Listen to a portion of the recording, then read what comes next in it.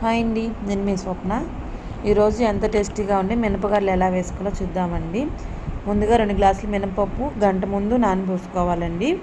తర్వాత మిక్సీ వేసుకోవాలి, శుభ్రంగా కడిగి మిక్సీ పట్టేసుకోవాలి. అలాగే మిక్సీ వేసుకునేటప్పుడే అల్లం పచ్చిమిరపకాయ ముక్కలు కూడా వేసేసుకోవాలి. మిక్సీ పట్టేసుకున్నాం కదండి, పిండిని కాస్త బరగ్గా వేసుకుంటే సరిపోతుంది, మెత్తగా కంటే కూడాను. ఇప్పుడు టేస్ట్కి సరిపడా ఉప్పు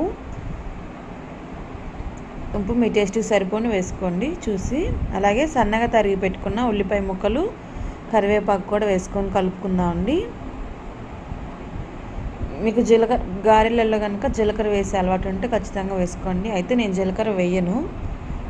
కొంతమందికి జీలకర్ర వేస్తే నచ్చుద్ది, కొంతమందికి జీలకర్ర వేయకపోతే నచ్చుద్ది కదా. మాకు అలా జీలకర్ర వేస్తే అంత ఇష్టంగా తినం మేము, మాకు అంత ఇంట్రెస్ట్గా ఉండదు. ఇప్పుడు ఆయిల్ బాండి పెట్టుకొని ఆయిల్ వేసుకుందామండి.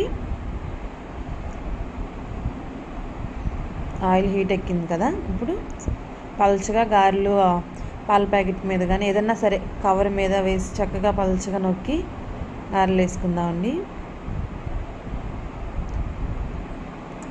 ఆయిల్ బాగా హీట్ ఎక్కిన తర్వాత వేసుకుంటేనే చక్కగా గారెలు తేలుతాయండి పైకి.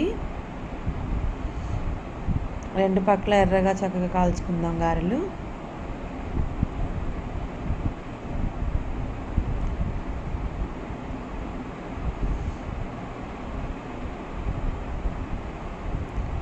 అంతేనండి, చూడండి ఎంత ఎర్రగా చక్కగా ఎంత బాగా కాలినాయో.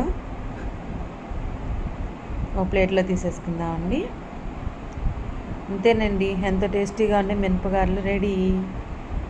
మీకు కనుక నా వీడియోస్ నచ్చినట్టయితే లైక్ చేసి సబ్స్క్రైబ్ చేసుకోండి. Thank you.